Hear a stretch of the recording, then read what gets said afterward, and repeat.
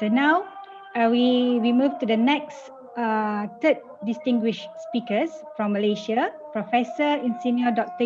Aniza Yusof. Okay, Dr. Aniza Yusof. Assalamualaikum, Prof. Salam. Okay, ready ya, Prof? Okay, insyaAllah. Okay. So before that, let me read some brief on Prof background. So Prof. Dr. Aniza Yusof is a professor in Department of Process and Food Engineering and the head of Department of Process and Food Engineering, Halal Product Research Institute, University Putra Malaysia. Okay, not far from the UiTM. Okay, she is a professional chemical engineer and completed her PhD in the Department of Chemical Engineering and Chemical Technology from the Imperial College of London in 2006.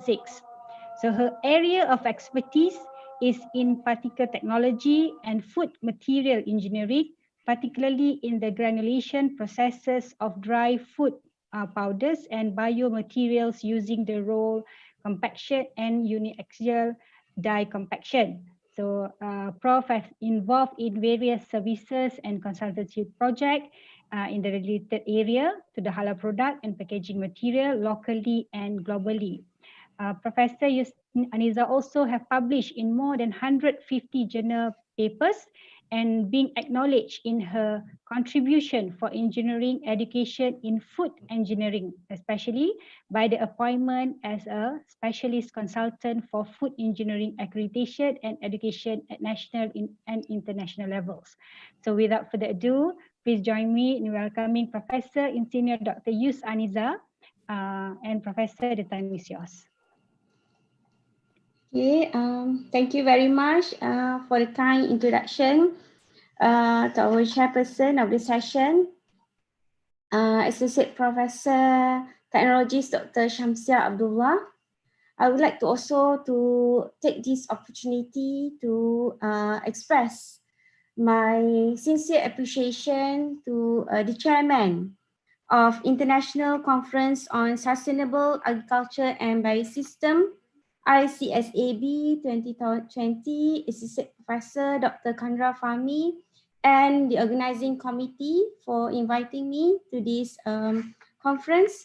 The Rector of Andalas University, Professor Dr. Yuliandri, Dean of Faculty Agricultural Technology, Associate Professor Dr. Ferry Arlias, respected keynote speakers and conference participants. So I would like to share on emerging trends in sustainable food processing industry. I would like to share my screen here.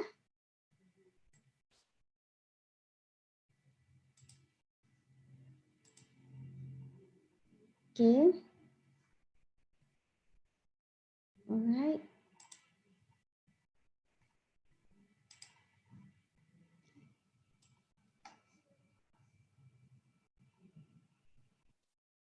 Okay,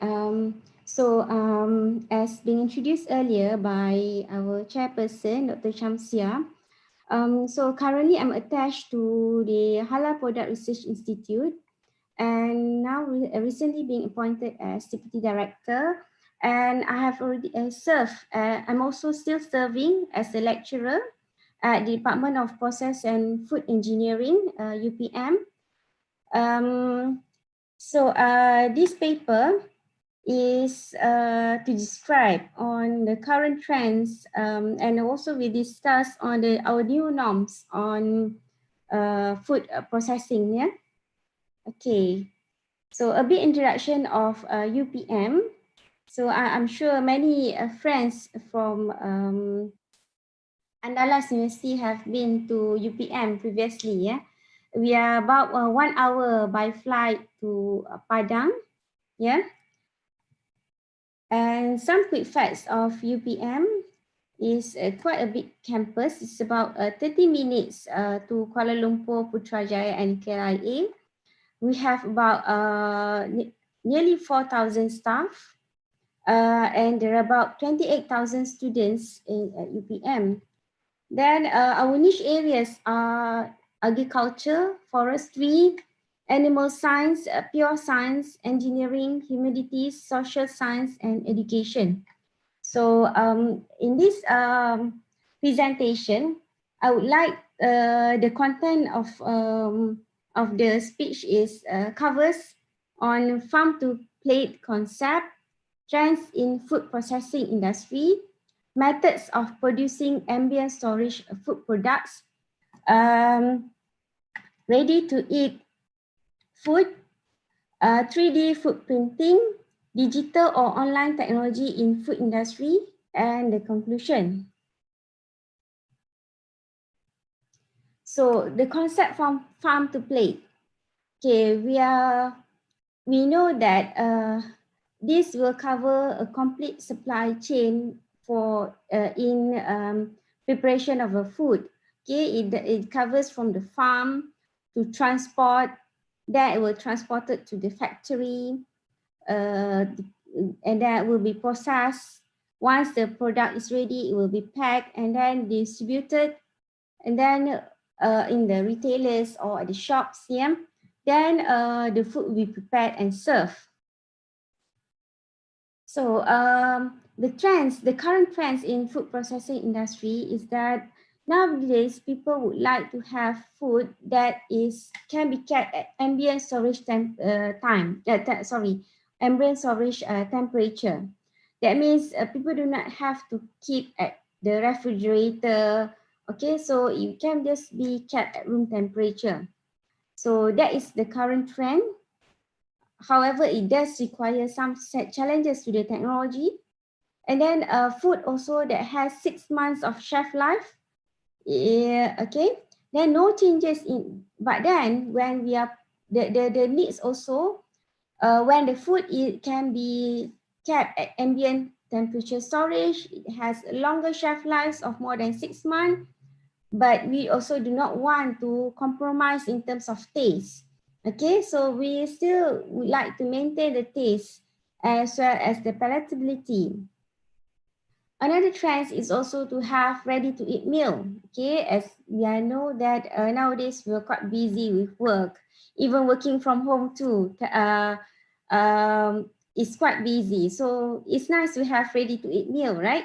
Then it's also the current trend on the development of 3D food printing, and the trends on also I will also later share on the trends on the digital technology or to purchase food products. Okay. Okay, for methods of producing ambient storage food products, there are usually two processing methods, thermal and non-thermal processes. Okay, for thermal processes, it covers on retort processing, ultra high temperature, the UHT, high temperature short time, HTST, and the wet pasteurization. This is at a lower temperature but at a longer period of time of pasteurization. Then for non-thermal, covers microwave, high pressure processing, HPP, okay, UV sterilization, radio frequency, pulse electric field, and ultrasound. So these are the two methods which are commonly used. There are advantages of these two processes for the thermal and the non-thermal. Both are having similar advantages in terms of product safety as well as the shelf life. However, for the thermal process, we have to compromise in terms of products nutrition, because this is due to the long exposure to high heat, which deteriorate the nutritional value of the food product. For the non-thermal, it can retain nutritional values, flavor, and taste. So this is actually a big area which we can explore to process food by utilizing non-thermal approach. Yeah. Then another trend is on having ready-to-eat food. Okay, RTD, can be usually safely stored at room temperature in a steel container. These include foods that would normally be stored refrigerated but which have been processed so that they can be safely stored at room or ambient temperature for a usefully long shelf life. And for some foods ingredients, alternative ingredients can be used. Common oils and fats become rancid relatively quickly if not refrigerated. So it can be replaced with hydrogenated oils that can delay the onset of rancidity, which can increase shelf life. That's why some research has been going on in producing alternative ingredients, particularly in formulating the oil formulation so that this oil can have a longer shelf life that will not cause acidity to the food product.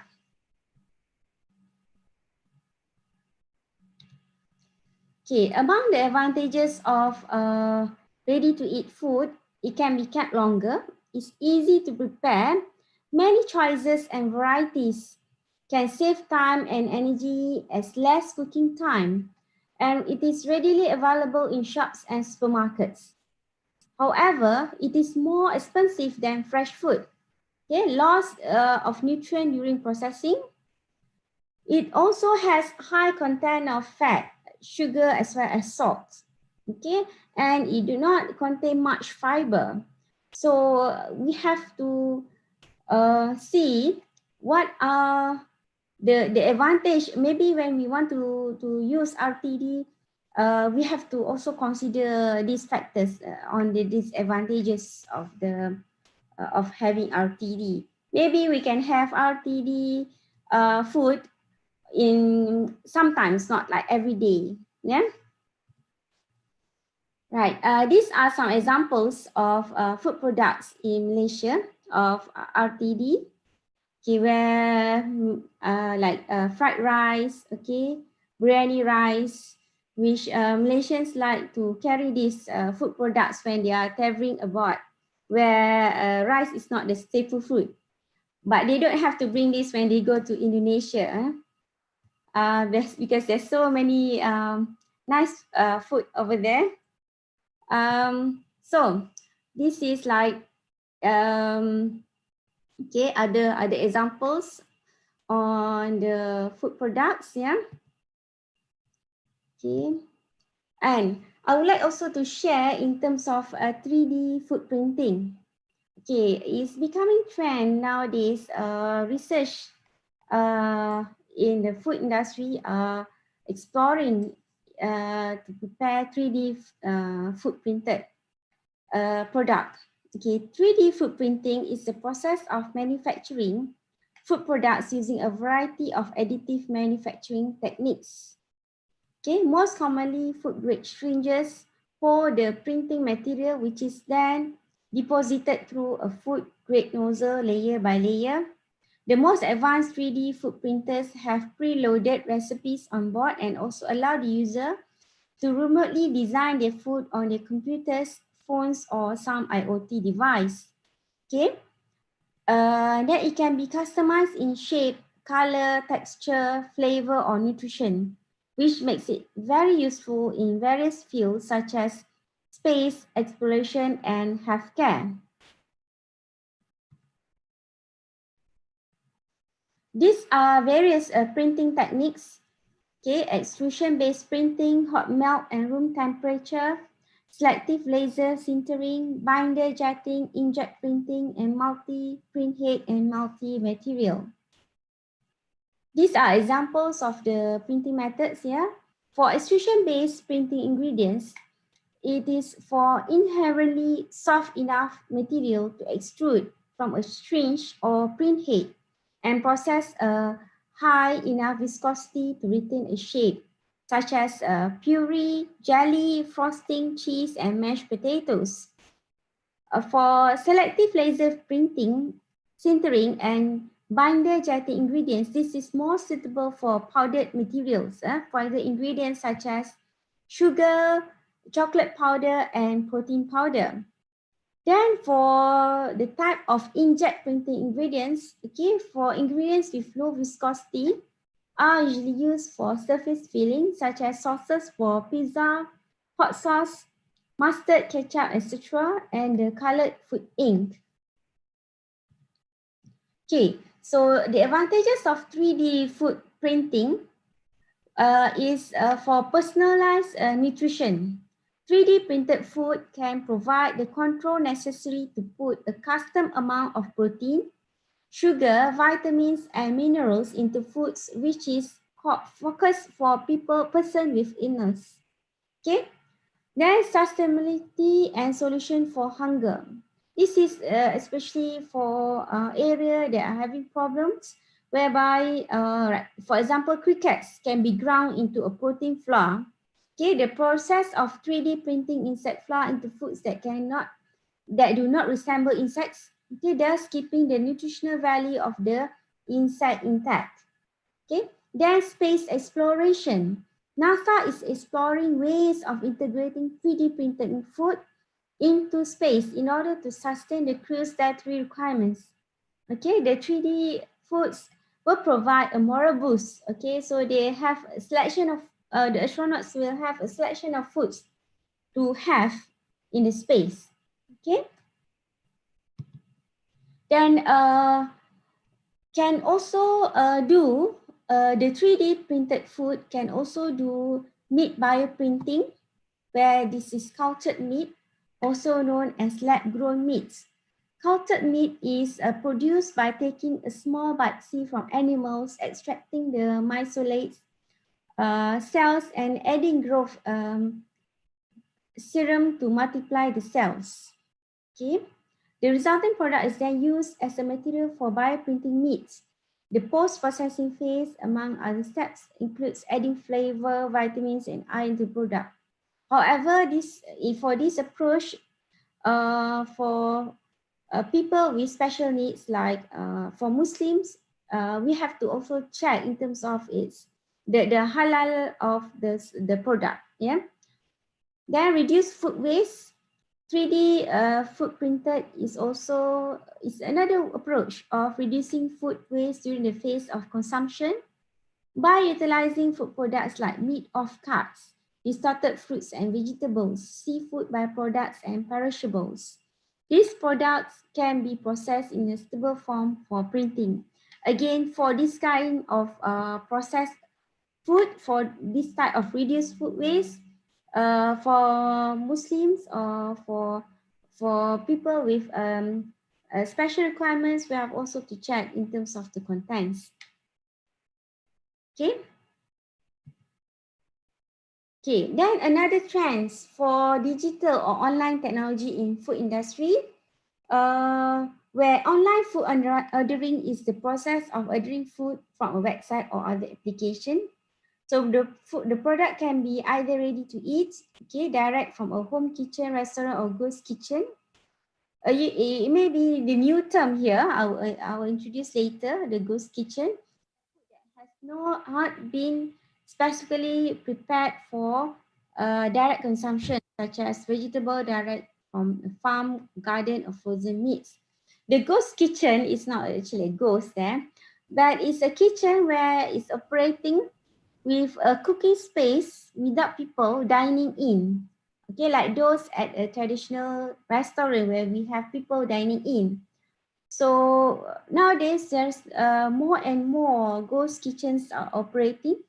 Okay, for example, these articles, because this will also gain more profit in terms of operation. Okay, the restaurants owners will just have to prepare the food based on the order, and they will just send it away to the customers. Yeah, and it's happening worldwide nowadays with this concept of ghost kitchen. Okay, then the digital platform for the food industry, we can also purchase like from these are like among common commercials digital platforms that we can have. Okay, from the websites, okay, from the digital platforms. Okay, like Amazon's too are also We only know Amazon's previously as selling books. They are also nowadays selling ready-to-eat meals. Yeah.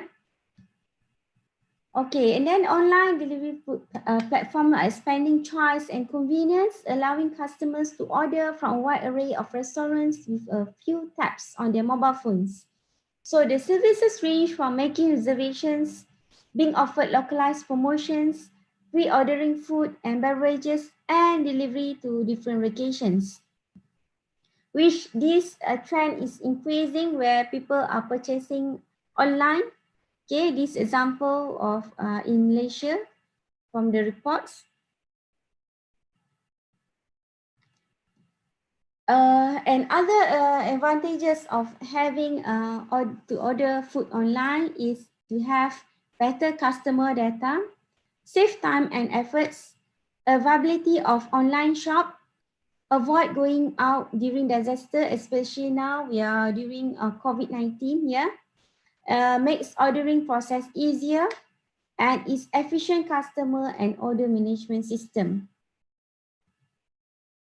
Okay, these are also other examples of the food and delivery systems. The Grab Food, the Food Panda, which is commonly available. Yeah.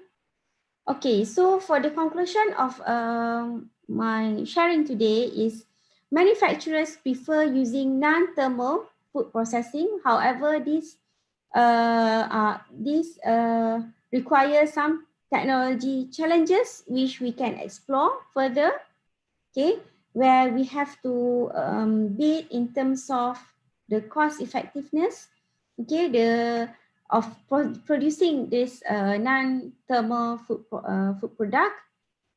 And then consumer awareness, increased demand for minimally processed food, healthy and eco-friendly, which this will drive more research and more product application to meet the requirements of the customer preference and demand. And the demand for RTD increase, this is due to working population, increase of working population, changing of taste preferences and lifestyle among customers.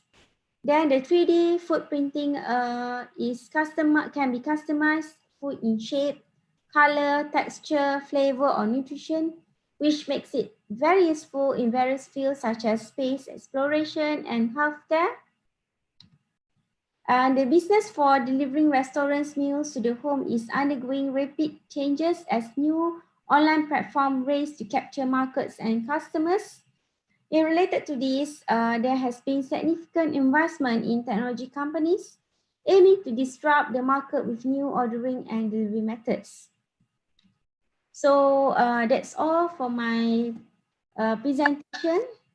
Thank you very much. So with that, I pass back to our moderator today. Thank you. Okay, thank you very much, Prof. Aniza, for a very interesting presentation. Okay, it's very informative and it's already lunchtime. So the picture of food makes me hungry now, and I'm sure other participants as well. So yes, you are right, Prof. The digital platform for ready-eat to use, especially during the MCO due to the COVID-19, is very helpful to the people during this time. So ladies and gentlemen, please join me thanking Professor IR Dr. Yusof Aniza for her sharing. Okay, thank you, Prof. Thank you. All right, so we have listened to all the distinguished speakers, Dr. Carl's on the land and water conservation planning, about the preparation of conservation planning, about the SWAPA, and Dr. Ferry on the effect of sound, the sonic bloom technology for improving crop development. And the last but not least speakers, Prof. Yusof Aniza on the food processing, talking about the emerging trends in sustainable food processing industry, about the 3D food printing, and etc. etc. So now I open for the Q&A session. If for the participant, could you please state your name, where you're from, and you write the question in the chat room. I will read out read it out for you, or if you wish to speak to the speakers, I will allow a limited numbers only, due to the time constraint. So if you look at the chat room, from Rang Koto, I think this is from Indonesia. The question is for Sir Carl Evanson. There is any chance I get cooperation to research about soil around Hawaii, lovely volcano like at Mauna Loa and Kilauea? Yes, thank you, Rankoto, for this question.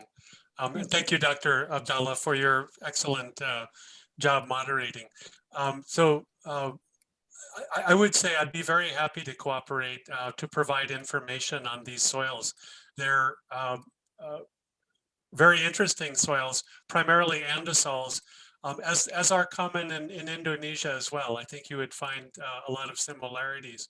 These Mauna Loa and Kilauea are very well-known volcanic areas on the Big Island of Hawaii.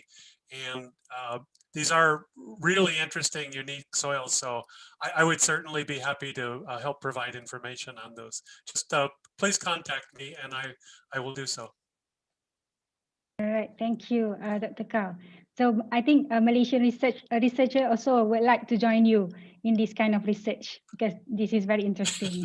Great. Okay. Perfect. Okay. Now the next question from Ashadi from UNAND. Okay, the first question, the problem in farm level is the farmer education, particularly in developing country. They do not have the enough skill to document farm information and also read other operations. How to implement the conservation plan to such farmer? Okay, Doctor. Thank you, Ashadi. This is an excellent question. Thank you very much for it. I should say that this is not only an issue in developing countries. We have the same situation in the United States. Farmers, whatever their education level, they may not know a great deal about conservation or the various kinds of practices that can be used. And so one of the jobs, and thank you so much for this question, because I neglected to mention that the conservation planners working with the farmers, one of their key jobs is actually as an educator. They need to help the farmer to understand the conditions at their site and how they can be improved, and to act perhaps a little bit as a salesperson to convince them to actually try some of the practices. Let me give you a kind of a simple example that I've found often to be true.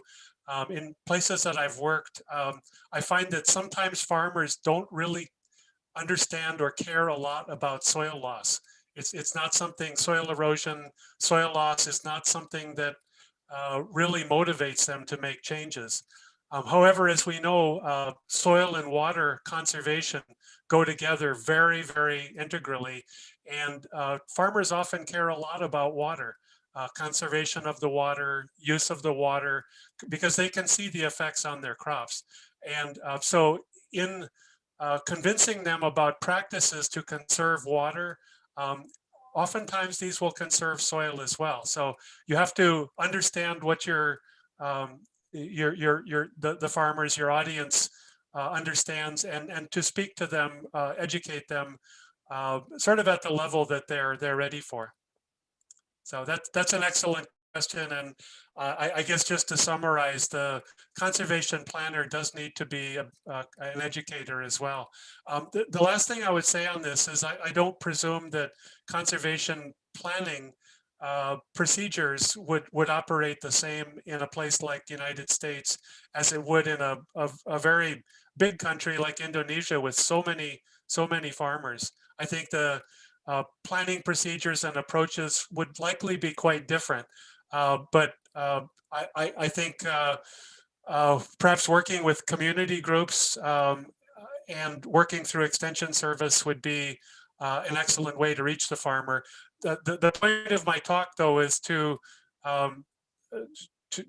educate those who are going to be providing the information on conservation planning and to be able to inspire them to do so. So thank you very much for the question again, Hassan. Okay, Dr. Karl, do you actually involve students during the process of educating the farmers? Yeah, we do oftentimes, yes. That's something that the students are really hungry for. They want to get out of the classroom and interact more with the farm communities. It makes their education become much more real to them and seem much more interesting and valuable. The other side is that the students often have very good insights, particularly when they newly approach a problem. They see things in a different way, and they can sometimes convince farmers much more effectively than perhaps I can. So yes, it actually is a great idea to bring the students along for everyone's benefit. The students really enjoy that. Okay, thank you.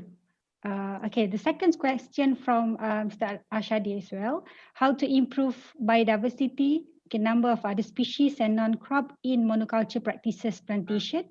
Meanwhile, in practicing the oil palm plantation will not allow other species to grow along the oil palm as the main crop. That's another very excellent question. Thank you for that. And we have similar situation in the United States as well, where many farms are monoculture. It could be corn or something like that. And my answer is that it's important in conservation planning to look at the whole farm, the whole area that the farmer has access to and some of the surrounding areas. And what I would say is, while, as Hassan points out, maybe you can't make changes in the practices on the monocrop itself, but look at the areas like the fence lines, the borders surrounding sometimes very steep areas on the farm, or most importantly, riparian areas. If there is a stream which goes through, typically these are not cropped, they're not farmed, and these would be excellent areas to implement various practices that can increase biodiversity. So terrific question. Thank you for those. Okay, thank you, Doctor. So maybe we have another question. We also have question for Prof. Ferry, but maybe we finish with Dr. Karl first. Okay. My name is Nori Muhammad, student from Andalas University. The question is about the soil which is contaminated by plastic rubbish.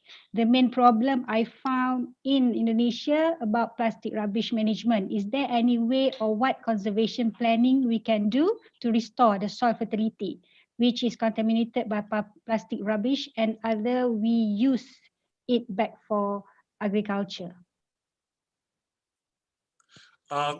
Another excellent question. Thank you, Nori, for this.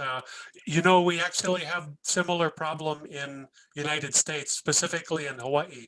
And this is especially where plastic mulch or drip tubing is used. And in some cases, the farmers will just plow it into the ground. So we have this layer, which is contaminated very heavily with plastic. It's a very difficult problem to deal with.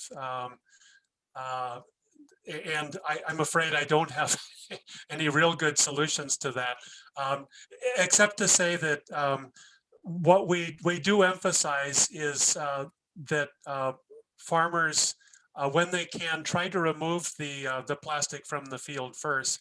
And sometimes this is a matter of pointing out the difficulties that they're causing by tilling it in. As an example of this is something we've dealt with in Hawaii. Following pineapple plantations, there's been a lot of plastic rubbish in the soil, and farmers have tried to grow some hay crops harvested for forage for animals. And in the tillage process to plant the hay crop, the plastic comes up and then it gets mixed in with the hay, greatly reducing the value of the hay, making it indigestible in those parts, and it's a serious problem. So one thing that's been done in that case is to till the soil, harrow, try to bring the plastic to the surface and then burn it off. which of course creates its own problems. So there is no easy solution to this except education. Try to get people to deal responsibly with plastics. So thank you. Wonderful questions. Okay, thank you very much, Dr. Carl. Okay, we move next to the next question. I guess the next question is for Dr. Ferry. Okay, so I read the question. Okay, it's from Yi from IAARD. Okay, interesting research. Just simple comment. I assume that crops should be in health condition and enough water and nutrient. Have you also measured the contribution of that music? Thank you. Okay, Dr. Ferry. Okay, thank you very much. Firstly, is a comment from Yi from I think that Indonesia Agency for Agriculture Research and Development. Yeah, we make the experiment and we make sure that we have the good condition of plant. We were using the drip irrigation system to make sure that the plant have enough water along the grow, and we also use the nutrient that we mix into the water and in a drip irrigation system that is as I mentioned in my presentation, in the market, we have the AB mixed nutrient actually that used for hydroponic farming, and we see that our plant grow healthy and also good in what we call production. We do not find any disease or insect that make effect in our plant. And another one is from Sarah Jumali. The music waves has influence in grow. Which wave among all the music show the most vigorous grow? Can we actually determine the wavelength of that music? So actually our experiment are not yet go to this further the length of the wavelength. Yeah?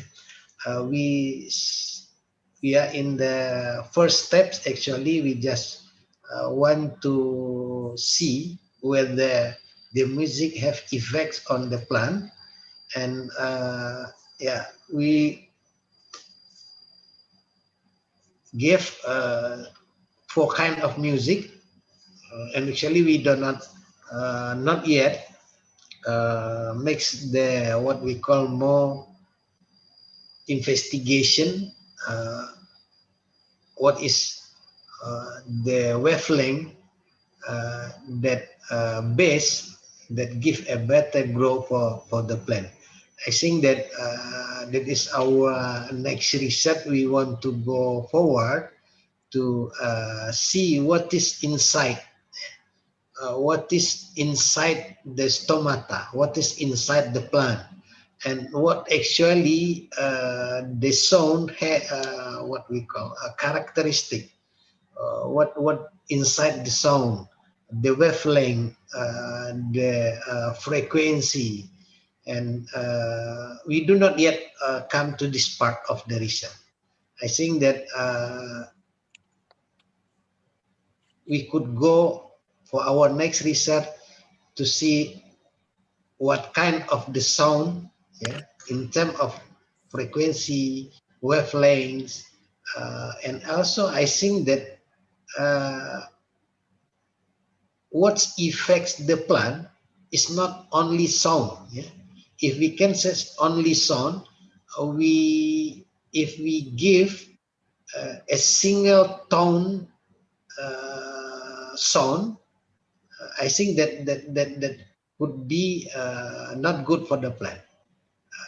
What I think is the music have the harmony, the mix within the sounds, yeah, from many kind of what we call music, yeah, tools and others, that actually that give what we call for like the for the human, yeah, we like music. Uh, Listening the music make us happy, can make us feel sad, can grow up our spirit and others.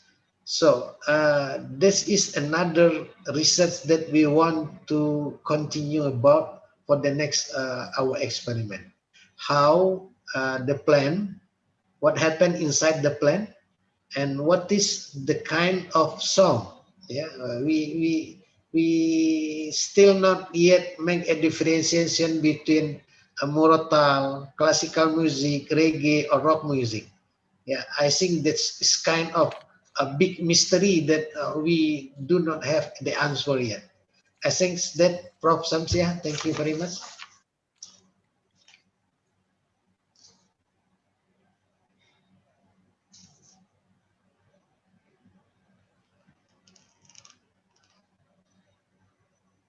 Sorry. Prof. Samsia, yeah, okay. Okay, sorry. I'm sorry.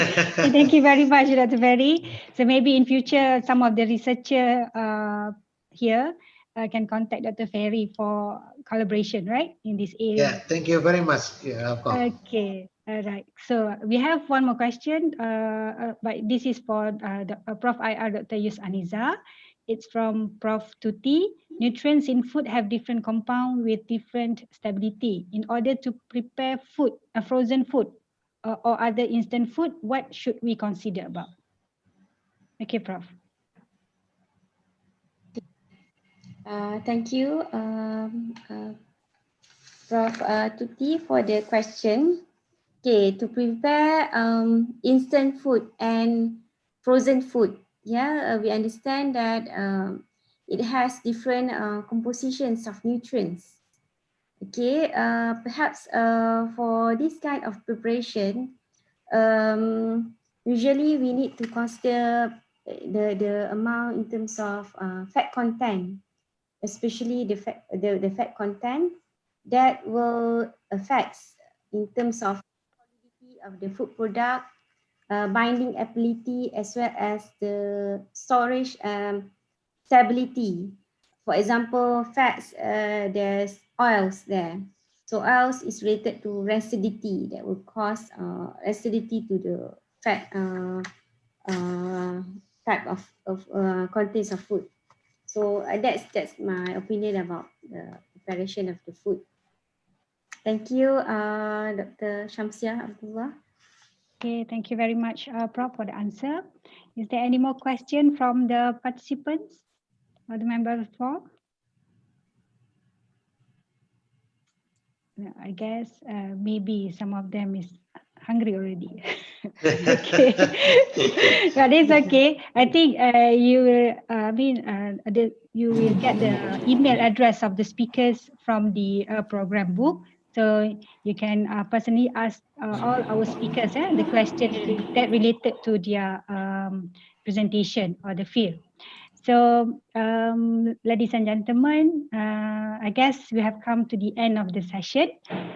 So I would like to thank our distinguished speakers, Dr. Carl Evanson, Associate Prof. IR Dr. Ferry, and Professor IR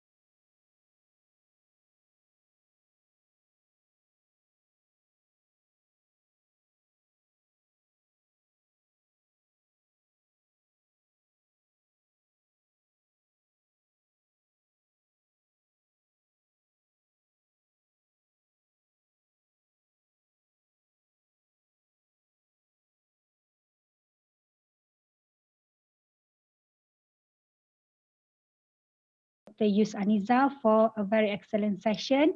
This is very fruitful discussion today. Thank you very much for your participation and also question. Thank you. Terima kasih to all the participants and distinguished speakers. And I will pass back the session to the MC. Thank you very much. Excellencies, our distinguished guests, ladies and gentlemen. For the next agenda, we would like to invite to deliver closing remark by Dean of Faculty of Plantation and Agrotechnology, University Technology Mara, Malaysia, to Associate Professor Dr. Muhammad Rasdi Zaini. To Associate Professor Dr. Muhammad Rasdi Zaini, time is yours. Okay, thank you very much to both of MC for today's session. Assalamualaikum warahmatullahi wabarakatuh, and a very good afternoon to all.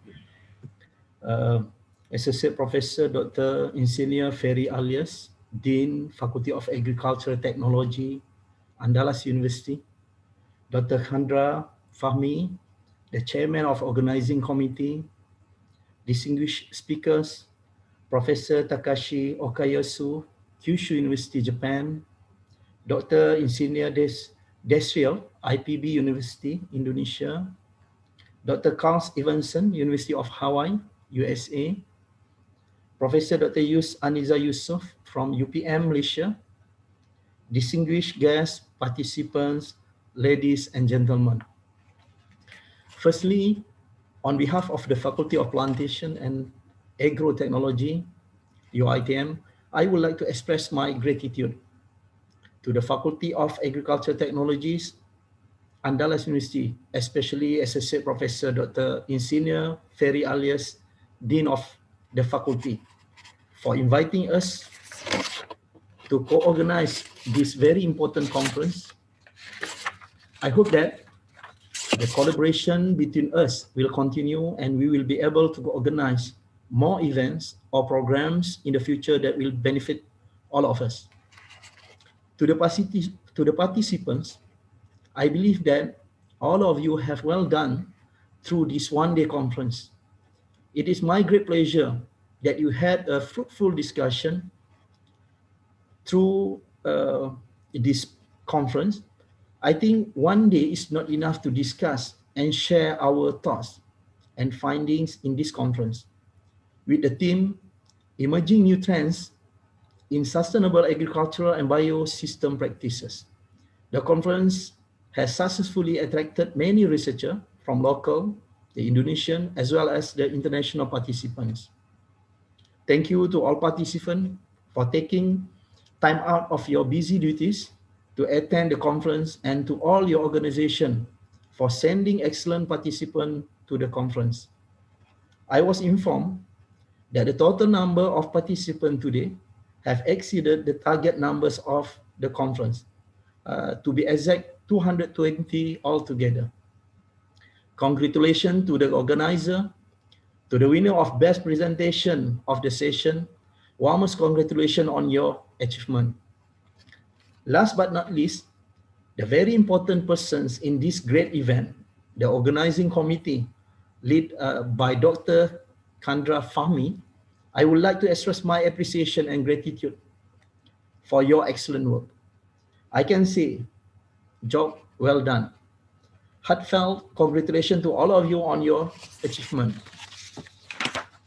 I would like to take this opportunity also to invite all of you to participate in the second International Plantation Conference, which will be held on March 2021.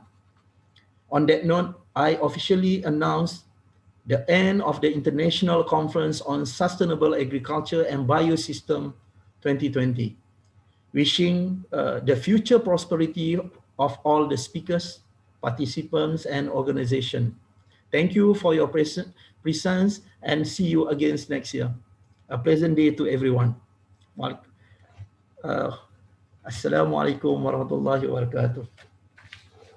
Waalaikumsalam warahmatullahi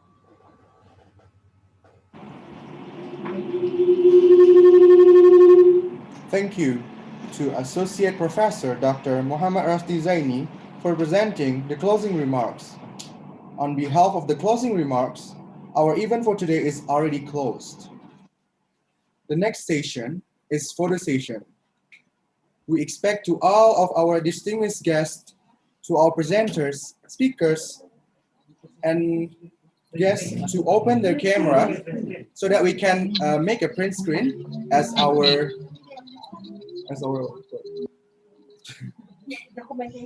documentation. So we'll count for the room 1. Please open your camera. Within 1, 2, 3, cheese.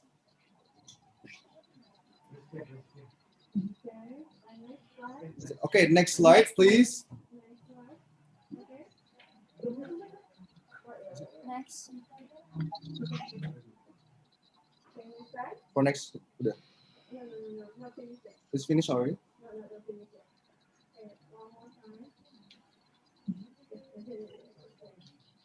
Over the next slide, please.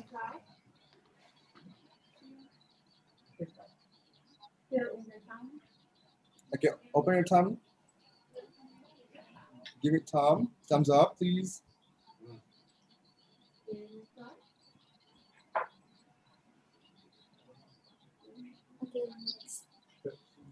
Thank you very much, Prof. Rasdi, Prof. Samsia. Okay, thank you very much. Welcome. Yeah, But not hopefully least, we on can behalf of the continue our house, we cooperation. extend our appreciation to Yeah, each and sure. every one of you.